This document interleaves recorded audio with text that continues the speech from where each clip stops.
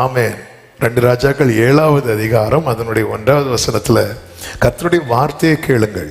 நாளை இந்நேரத்தில் சமாரியாவின் வாசலிலே 1 மரக்கால் கோதுமை மா 1 சேக்கலுக்கும் 2 மரக்கால் வார்கோதுமை 1 சேக்கலுக்கும் விற்கப்படும் என்று கர்த்தர் சொல்றார். இன்னைக்கு கோதுமையும் கிடையாது, ஒன்றும் கிடையாது. ஆனா நாளைக்கு உங்களுக்கு 1 ரூபாய்க்கு அரிசி, 1 ரூபாய்க்கு 1 கிலோ அரிசி மாதிரி இப்படி சொல்லும் போது ராஜாவுக்கு கையிலாக கொடுக்கிற பிரதானி ஒருத்தர் சொல்றா, இதோ கர்த்தர் வானத்திலே மதகுகளை உண்டாக்கினாலும் இப்படி நடக்குமா என்றான்.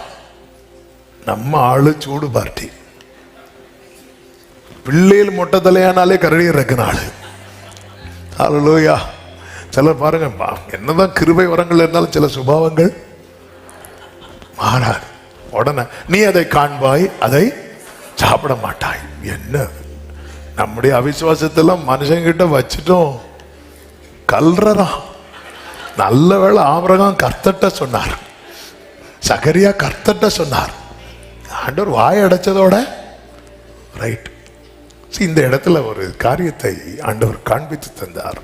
இப்படி இன்னைக்கு உங்ககிட்ட, அதாவது இன்னைக்கு உங்ககிட்ட ஒரு ஒரு ஒரு ஒரு ஒரு என்ன சொல்ல, கன்வென்ஷனில் பாட்டுத்தாள் கொடுப்பாங்க தெரியுமா?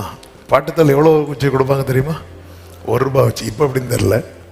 அந்த ஒரு பாட்டுத்தாள் வாங்குறதுக்கு கூட 1 ரூபாய் எடுக்க நம்ம கிட்ட இன்னைக்கு காசே இல்லை. நாளைக்கு வந்து எல்லா பிள்ளைகளுக்கு ஃபீஸை கட்டி, எல்லா பிள்ளைகளுக்கு கிறிஸ்மஸுக்கு ட்ரெஸ் வாங்கி, புது வருஷத்துக்கு வீட்டு வாடகை லோன் எல்லாம் அடைக்கிறது நாளை காலையில் கர்த்தர் தருவார்னு சொன்னால் நம்ம நம்புவோமா மாட்டோமா?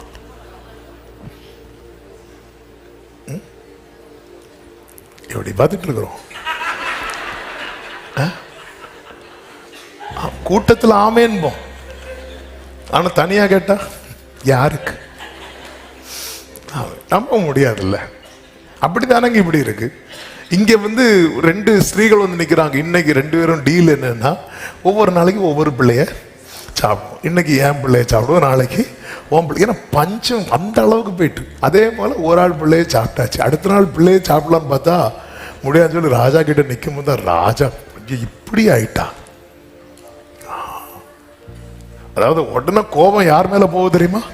எலிசா மேல. எப்பவுமே அப்படிதாங்க. ஒரு வீட்டில் ஏதாவது ஒன்று நடந்துன்னா அந்த வீட்டில் ஜெபிக்கிறவங்க மேலதான் எல்லாருடைய கோபமும் இருக்கும். நல்லது நடந்தா நீ ஜெபிக்கிறதுனால நடந்துன்னு சொல்ல மாட்டாங்க. ஆனா ஒண்ணு நடக்காம இருந்துன்னு வைங்களேன், நீ ஜெபிக்கிற பாரு. ஆனா எலிசா அதுக்கெல்லாம் ஆசிரவே மாட்டான். கர்த்தருடைய வார்த்தைக்கு நாளைக்கு நேரத்தில். அப்போ இந்த இடத்துல அந்த பிரதானிக்கு உள்ள எழும்புகிற அவிசுவாசம் அது எல்லாருக்குள்ள எழும்பக்கூடியது. அந்த கூட்டத்தில் அவனுக்குள்ள மட்டும்தான் அந்த அவிசுவாசம் எழும்பி இருக்குமா? நமக்கும் எழும்புச்சு. அதனாலதான் கேட்டேன்.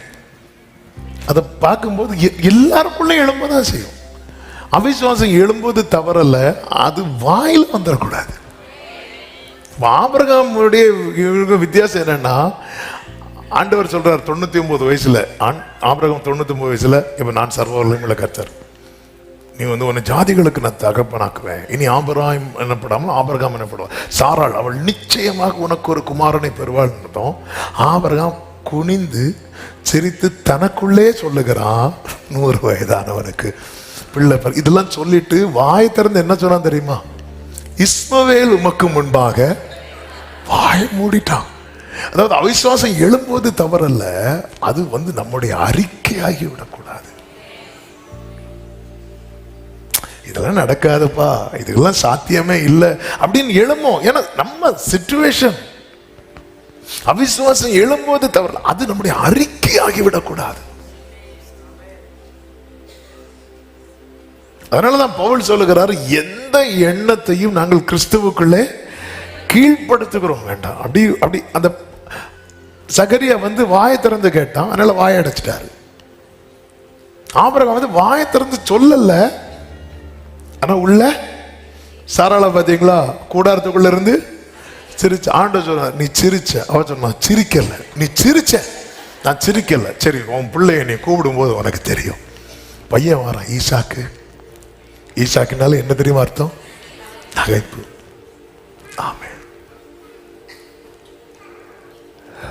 அவிசுவாசம் எழும் சில இதெல்லாம் மரியாளுக்கு எழும்ப இல்லையா அவிசுவாசம்? இது எப்படி ஆகும், நான் புருஷனை அறியேனே. சகரியா சொன்னதுக்கும் மரியாள் சொன்னதுக்கும் என்னங்க வித்தியாசம்? சகரியா சொன்னார், நான் கிழவனும் வயது சென்றவனுமா இருக்கிறேன். இதே மாதிரி தான் மரியாள் சொன்னாங்க. ஒரு ஆள் வாயை அடைக்கிறாங்க, இன்னொருத்தங்க வாயை அடைக்கலையே. நிக்கிற இடம் வித்தியாசம், நிக்கிற இடம் வித்தியாசம். மரியாள் வீட்டில் இருக்கிறாங்க, பிராகாரத்தில் கூட நிக்கல. ஆனா சகரியா எங்க இருக்கிறார் தெரியுமா? நம்மளை இப்படி உன்னதத்தில் கொண்டு உட்கார வச்சதுக்கு அப்புறம் நம்ம இன்னும் அவிசுவாசத்தை பேசிட்டு இருந்தோம்னா ஆண்டவர் வாயடைச்சிருவார். நம்ம இவ்வளவு மேன்மையான சந்ததி மனுஷனாய் நம்மை நிறுத்திட்டு நம்ம என்ன பேசுகிறோம், இது ரொம்ப முக்கியம். ஹல்லேலூயா. ரொம்ப எக்ஸ்பிளைன் பண்ணணும்னு உண்டு, அந்த நேரம் பறக்கிறதுனால இங்கே நான் ஸ்டாப் பண்ணுறேன். அடுத்த வார்த்தையை சொல்லி முடிச்சிடறேன். ஏன்னா சில ஃபஸ்ட்டே 5 பாயிண்ட் போட்டீங்க, போட்டு வச்சுட்டு இப்படி இருக்கிறீங்க. பாயிண்ட் 2, 3வது, சத்துருவின் வல்லமையை பேசாதே. சத்துருவின் வல்லமையை பேசாதே. என்னாகுமோ 13வது அதிகாரம் 32, 33 வசனங்களிலே தேவ பார்த்துட்டு வந்த காலேப் யோசுவாவை தவிர மற்ற எல்லாரும் சொன்னாங்க, ஆமே நாங்கள் அதிலே கண்ட ஜனங்கள் எல்லாரும் மிகவும் பெரிய ஆட்கள். எந்த ஜனங்கள் தெரியுமா? இவங்க தான் கொஞ்சம் முன்னாடி பாடினாங்க, கர்த்தாவே தேவர்களில் உமக்கு ஒப்பானவர் யார். இன்னைக்கு அதே வாய் என்ன சொல்லுது தெரியுமா? அவங்க எல்லாம் இருக்கிறாங்க தெரியுமா? அங்கே ராட்சச பிறவியான ஏனாக்கி குமாரராகிய ராட்சசரை நாங்கள் கண்டோம்.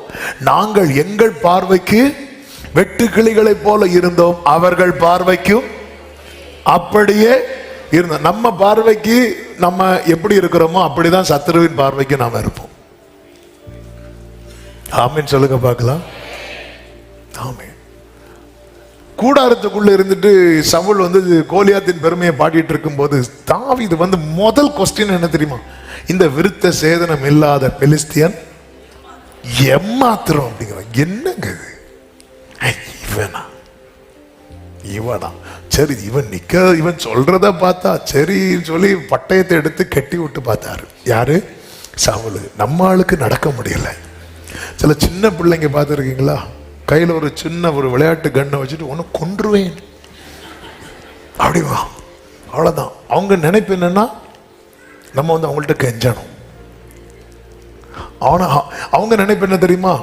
இதை மட்டுமே பிரஸ் பண்ண ஆளு அவுட்.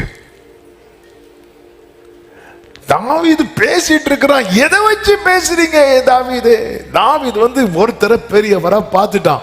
அதுக்கு மேல இன்னொரு வல்லமைய பெருசா அவனால பார்க்க முடியல. ஆமென். சவுல் சங்கீதம் பாடினது எங்கேயா கேட்டிருக்கீங்களா?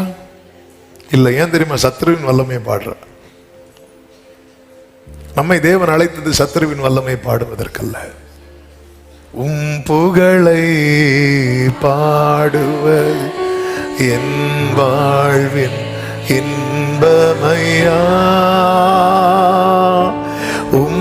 அருளை போற்றுவது என் வாழ்வின். சத்துருவின் புகழை பாடாதீங்க. ஆமென். கர்த்தர் புகழை. இந்த ஜனத்தை நான் எனக்கென்று. நம்ம ஒரு கட்டத்தில் நம்முடைய வாழ்க்கையில் என்ன பிரச்சனைனா, சத்துரு நம்ம மேல கை வைக்கவே இல்லை, அவன் சுத்தி தான் நிற்பான். ஆனா நம்ம அவன் புகழை பாடிட்டு இருப்போம். கர்த்தர் நம்மளை விடுவித்து விடுவித்து கொண்டு வந்துட்டு இருக்கிறார். ஆனா கர்த்தர் புகழை பாடுறதுக்கு யோசிச்சுட்டு இருக்கிறோம். கர்த்தர் புகழை, அவர் துதியை சொல்லுங்கள். கர்த்தர் துதியை சொல்றாங்க. இந்த இஸ்ரவேல் ஜனங்கள் எல்லாரும் கோலியாத்தில வீழ்த்தண்டாங்க. எல்லாரும் சேர்ந்து அந்த ஒவ்வொரு ஏரியால நிக்கிறாங்கல்ல, ஆப்போசிட்ல கோலியாத் டீம் நிற்கும் போது இவங்க எல்லாம் அணிவகுத்து நிக்கிறாங்கல்ல, அந்த இடத்துல ஏகோபித்து அன்று எரிகோவுக்கு முன்னாடி துதித்து ஜெயமெடுத்த கூட்டம் தானாங்க இவங்க. அந்த தலைமுறை தானே நிக்கிறாங்க. இவ வாயில துதி இல்லையே. கோலியாத்தை பார்த்து பார்த்து பார்த்து பார்த்து பார்த்து பார்த்து, அவன் ஹைட்டை பாரு, அவன் வெயிட்டை பாரு, அவன் ஹெல்மெட்டை பாரு, அவன் ஷீல்டை பாரு, இப்படியே பார்த்து பார்த்து இருக்கும்போது ஒருத்தன் வரான், அவன் எம்மாத்திரம் அப்படிங்கிறான். அவன் இப்படிதான், அந்த பெரிய பர்வதமே நீ எம்மாத்திரம். செருபாபேலுக்கு முன்பாக செருபாபேல் தலைகளோடு வந்தான், தாவீது கூழாங்கல்லோடு வந்தான். அவ்வளவுதான் வித்தியாசம். ஆனா பார்வையை பாருங்க. விசுவாசத்தை பாருங்க. ஹல்லேலூயா. நம்முடைய விசுவாசமே உலகத்தை ஜெயிக்கிற ஜெயம். ஆமென் சொல்லுங்க பார்க்கலாம். நான்காவதாக, அறியாததை பேசாதிருங்கள். யோபு 42:3 யோபு சொல்லுகிறார், ஆகையால் நான் எனக்கு தெரியாததையும் என் புத்திக்கு எட்டாததையும் நான் அறியாததையும் அலப்பினேன் என்கிறேன். அறியாததை பேச உடனே வாயை பொத்துறார். அதனுடைய 40வது அதிகாரம் அதனுடைய 4வது வசனத்திலே பாருங்கள், என் கையினாலே என் வாயை பொத்தி கொள்ளுகிறேன். ஏன்னா ஐயோ தெரியாம பேசிட்டேன். யோபு பேசின வார்த்தைகள்ல ஒரு வார்த்தை என்ன தெரியுமா? 16வது அதிகாரத்துல யோபு சொல்றாரு. அதுக்கு முன்னாடி 13:13 வாசிங்களா. நீங்கள் மௌனமாய் இருங்கள், நான் பேசுகிறேன். இந்த வேர்டை எல்லாரும் கவனிக்கணும். அடுத்த வார்த்தை, எனக்கு வருகிறது வரட்டும். எனக்கு வருகிறது. அவ செல்லது எதனால வருது? பேச்சுனால. யோபுக்கு நல்ல, அதனாலதான் பைபிள்ல ஒரு வார்த்தை இருக்கு, உதடுகளினாலே பாவம் செய்யவில்லை. நிறைய தீமை நம்ம வருவித்ததே நம்ம எதுல தெரியுமா? பேச்சுல. நல்ல கவனிங்க. எளிதில் யாரையுமே நியாயம் தீர்க்காதீங்க. நமக்கும் தலைமுறைகள்லாம் வளருது. ஈஸியா ஒருத்தங்களுடைய துர்ச்செய்தியை பரப்பாதீங்க. ஆமே, இது சொன்னதுனால நிறைய எனக்கு எக்ஸாம்பிளுக்கு நிறைய சொல்லணும்னு உண்டு. ஆனா நடுக்கத்தோடு ஈஸியா ஒரு ஆள் மேல கை வைக்காதீங்க. ஈஸியா ஒருத்தங்களை பத்தி பேசிடாதீங்க. ஆமே, நம்ம இன்னொருவருடைய காரியத்தை பரப்புகிறோம். நம்முடைய காரியத்தை, நம்ம வீட்டில் ஒரு காரியம் நடந்து அதை மேக்சிமம் என்ன செய்ய பார்ப்போம் தெரியுமா? மறைக்க பார்ப்போம். ஆமே, இங்க யோபு என்ன ஒரு வேர்டு அது. யோபு இருக்கிற சிச்சுவேஷன் வேற, ரொம்ப மோசமான சிச்சுவேஷன். இப்போ ஃப்ரெண்ட்ஸ் எல்லாம் உட்கார வைக்கிறார். நான் பேச போறேன், எனக்கு வருகிறது வரட்டும். நான் பேச போறேன், எனக்கு சிலதெல்லாம் பேசி ஆகணும் அப்படி சொல்லிட்டு பேசும்போது நிறைய பேசுறாரு. 16வது அதிகாரத்துல 11 முதல் வாசிக்கிறேன், கேளுங்கள். தேவன் என்னை அநியாயக்காரன் வசமாய் ஒப்புவித்து துன்மார்க்கரின் கையில் என்னை அகப்பட பண்ணினார். அடுத்த வார்த்தை கேளுங்க. நான் சுகமாய் வாழ்ந்திருந்தேன், அவர் என்னை நெருக்கி என் பிடரியை பிடித்து என்னை நொறுக்கி என் வாழ்க்கையை தொலைச்சிட்டார். அதான அர்த்தம். நான் நல்லா தான் இருந்தேன், அவரால கேட்டேன். நான் பேச போகிறேன், வருகிறது வரட்டும். அப்படியே படிச்சு படிச்சு வந்துட்டு கடைசியில் ஒன்னு அடிப்பார் பாருங்க. 17வது வசனத்துல, என் கைகள்ல கொடுமை இல்லாதிருந்தும் என் ஜபம் சுத்தமா இருக்கையிலும். என்னது அர்த்தம்? நான் பரிசுத்தமா வாழ்ந்து என்னத்துக்கு? நான் ஜெபம் பண்ணி எதுக்கு? நான் நல்லா இருந்த என் வாழ்க்கை எல்லாம் போச்சேன். ஏன் தெரியுமா? அறியாத பேசுறது. என்ன நடக்குன்னே தெரியாது, ஏதோ தெரிஞ்சுன்னு நினைச்சு நிறைய பேசுறோம். இப்பதான் கர்த்தர் 38வது அதிகாரம் 3வது வசனத்துல, இப்போதும் புருஷனை போல இடை கட்டி கொள்ளு, நான் உன்னை கேட்பேன், நீ எனக்கு உத்தரவு சொல்லு, நான் உன்னை கேட்பேன். இப்படி ஒவ்வொன்னா கர்த்தர் கேட்க கேட்கதா யோபு, அப்பா என் வாயை பொத்தி கொள்ளுகிறேன், நான் தெரியாம பேசிட்டேன். ஆமென். மல்கியாவில் கர்த்தர் சொல்றார், உங்க வார்த்தையினால் என்னை காயப்படுத்துறீங்க, உங்க பேச்சு கடினமா இருக்கு. பல நேரத்தில் நம்ம அப்படிதான். நான் நல்லா தான் இருந்தேன், ஆண்டவருக்குள்ள வர்றதுக்கு முன்னாடி நல்லா தான் இருந்தேன், நாங்க ரொம்ப நல்லா இருந்தோம். எப்போ இந்த பைபிளை எடுத்தோமோ பேசுறோம்ல, நான் என்னைக்கு ஜெபிக்க தொடங்குறேனோ, என்னைக்கு இந்த பாவ வாழ்க்கை வேண்டாம், பழைய ஃப்ரெண்ட்ஸ் வேண்டாம், இந்த இதெல்லாம் வேண்டாம், நான் என்னைக்கு பரிசுத்தமா வாழணும்னு நினைக்கிறேனோ அன்னைக்கு எனக்கு பிரச்சனை. நான் நல்லா தான் வாழ்ந்திருந்தேன், அவர் தான் எனக்கு இப்படி பண்ணிட்டாரு. அறியாம பேசிட்டு இருக்கிறோம். ஒரு காரியத்தை புரிந்து கொள்ளுங்க. ஆமே, நம்மை குறித்த தேவனுடைய நினைவுகள்ல 1% தீமை கிடையாது. நமக்காக வாதாடவும், நமக்காக வழக்காடவும், நமக்காக பரிந்து பேசவும், நம் பட்சமாய் நிற்கவும், நமக்காக யாவையும் செய்யவும் ஒரு தேவன் பரலோகத்தில் இருக்கிறார். அத்தனை நண்பர்கள் யோபு மேல குற்றத்தை வைக்கும் போது, ஏன் கட்டின மனைவி கூட யோபுவின் மேல விரல் நீட்டும் போது அவர் மட்டும் என் தாசன் என்று விட்டு கொடுக்காமல் தாங்கி வந்ததும் அல்லாமல் அவருடைய முன்னிலைமையை பார்க்கலும் அவருடைய பின்னிலைமை ஆசீர்வாதமாய் இருக்க வேண்டும் என்பதற்காக அவன் சிறையிருப்பை திருப்பி சத்துருவுக்கு வெட்கத்தை ஒடுத்து வைத்து யார் யார் கேள்வி எழுப்பினார்களோ அவர்களுடைய வாழ்வுக்காக இவனை ஜெபிக்க வைத்து glory அறியாம இன்னைக்கு நடக்கிற சில சூழ்நிலையை வச்சு நம்ம எதுவும் பேசக்கூடாது. ஆமென் சொல்லுங்க பார்க்கலாம். ஐந்தாவது ஒரு காரியத்தை சொல்லி செல்கிறேன், தவறான முடிவை பேசாதிருங்கள். எல்லாரும் சொல்லுங்க பார்க்கலாம். இயேசு கிறிஸ்து பெத்தானியாவிலிருந்து செய்தி வருகிறது. என்ன செய்தி? லாசரு, சிநேகிதன் லாசரு வியாதியா இருக்கிறான். செய்தி வந்து இயேசு கிறிஸ்து அவன் வியாதியா இருந்தது தெரிஞ்சும் அவர் போகாம அவன் மரித்து 4 நாள் கழிச்சு போக புறப்படும் போது யோவான் 11:15 நான் அங்கே இராததினால் நீங்கள் விசுவாசம் உள்ளவர் ஆகிறதற்கு ஏது உண்டென்று உங்கள் நிமித்தம் சந்தோஷப்படுகிறேன். இப்பொழுது அவனிடத்துக்கு போவோம் பாருங்கள். யார்கிட்ட சொல்றாரு? சீஷர்கள்ட்ட. அப்படி சொல்லும் போது நம்ம ஊருக்கு ஒருத்தர் வந்தாரு. யாரு? தோமா. அவர் என்ன தெரியுமா சொன்னாரு? அவரோட கூட மரிக்கும்படி நாமும் போவோம். அவர் மனசுல என்ன இருக்குன்னு நினைக்கிறீங்க? 8வது வசனத்தை பாருங்கள். அதற்கு சீஷர்கள், ரபி, இப்பொழுதுதான் யூதர் உம்மை கல்லறிய தேடினார்களே, மறுபடியும் நீர் அவ்விடத்திற்கு போலாமான்னு சொல்லும் போதுதான் ஆண்டவர் வெயிட் பண்றார். ஆண்டவர் வெயிட் பண்றது கல்லறியருக்கு பயந்தில்லை, அந்த இடத்துல தன்னுடைய மகிமையை வெளிப்படுத்த. இப்போ வாங்க போலான்னு சொல்லும் போது தோமா செட் பண்ணிட்டார். பேதுரு கல்லறியும் போது இப்படி வச்சிடணும். அப்போ முதல் கல்லு மூஞ்சில விழுந்தா நல்லா இருக்காது பார்க்க. நம்ம மீதியெல்லாம் எழுதி விழுந்து செத்து கிடக்கும் போது டீசெண்டா கிடப்போம். அவரோடு கூட மரிக்கும்படி நாமும் போவார். உண்மையில அவர் கூட சாகணும்னு போனதா? இல்லை, வேற வழி இல்லை. அப்படின்னா கெத்செமனி தோட்டத்தில் என்ன இருக்கக்கூடாது? ஓடி இருக்கக்கூடாது. ஐயோ கூட்டிட்டு போயிட்டாரு, எப்படியும் கல்லு விழும். பேதுரு, நீ தான் முந்தினவன் ஃப்ரெண்ட்ல போ, அடுத்து யோவான் ஃப்ரெண்ட்ல போ, நான் இடையிலே நிற்பேன்.